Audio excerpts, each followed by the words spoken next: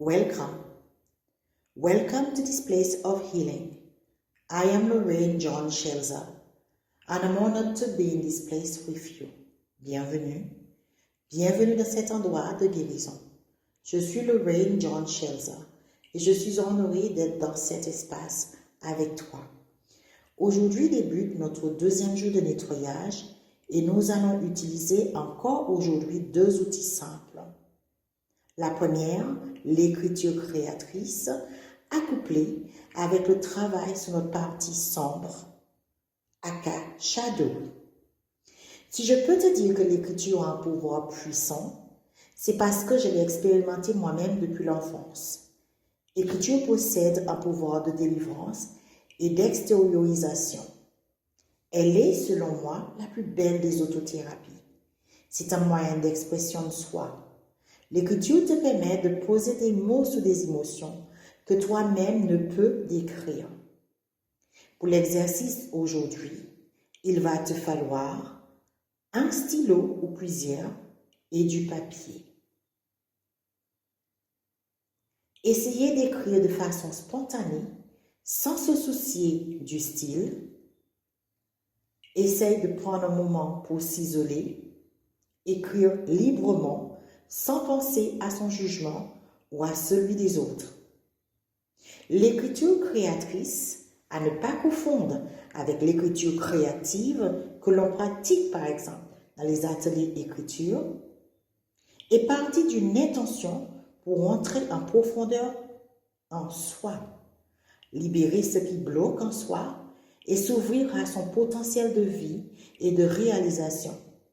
L'écriture permet une reconnexion avec soi et donc une meilleure connaissance de soi. Qu'est-ce qu'on appelle notre zone d'ombre? Ce sont les qualités que l'on n'apprécie pas, les défauts, entre guillemets, les comportements excessifs, tels l'agressivité, les crises de colère, les phobies, les dépendances, etc. Chacun sa propre zone d'ombre, son propre côté obscur, car nous sommes tous différents. Souvent, nous ne sommes pas fiers, nous enfuyons, nous les cachons.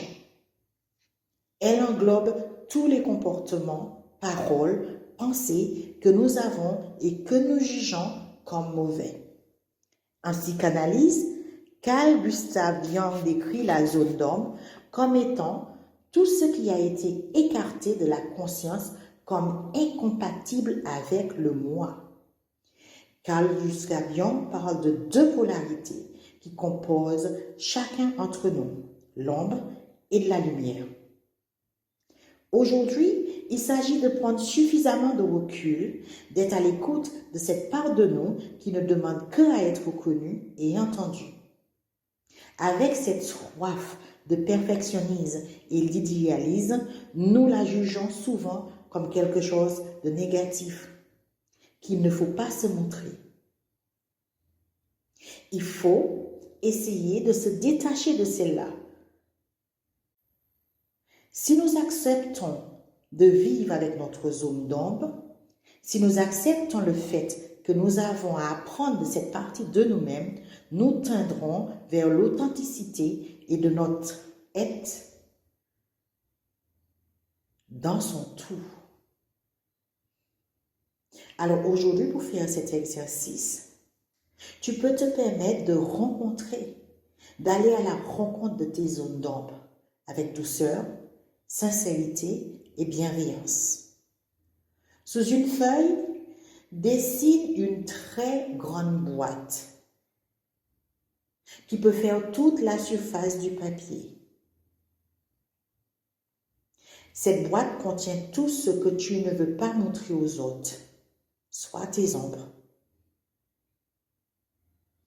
Tu vas écrire dans cette boîte les premières réponses qui te viennent à l'esprit, sans trop réfléchir, en lisant les questions qui vont suivre.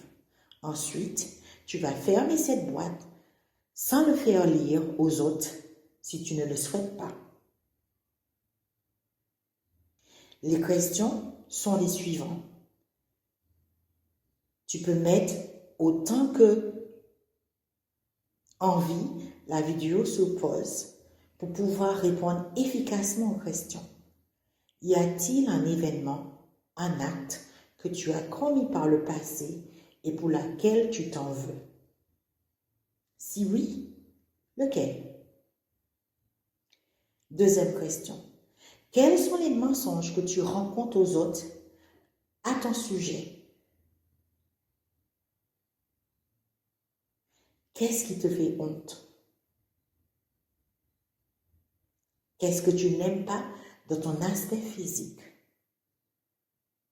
La dernière question, de quoi as-tu le plus peur dans la vie?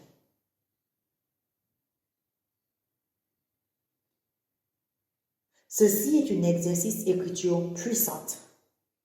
Donne-toi le temps, l'espace pour pouvoir intégrer ce soin. Si besoin se faire sentir, fais des affirmations avec l'amour. Rappelle-toi qu'il faut aller à la rencontre de tes ombres avec douceur, sincérité et bienveillance. Je te félicite d'avoir accompli ce deuxième jour de soin et on se retrouve demain pour le troisième soin. Namasté.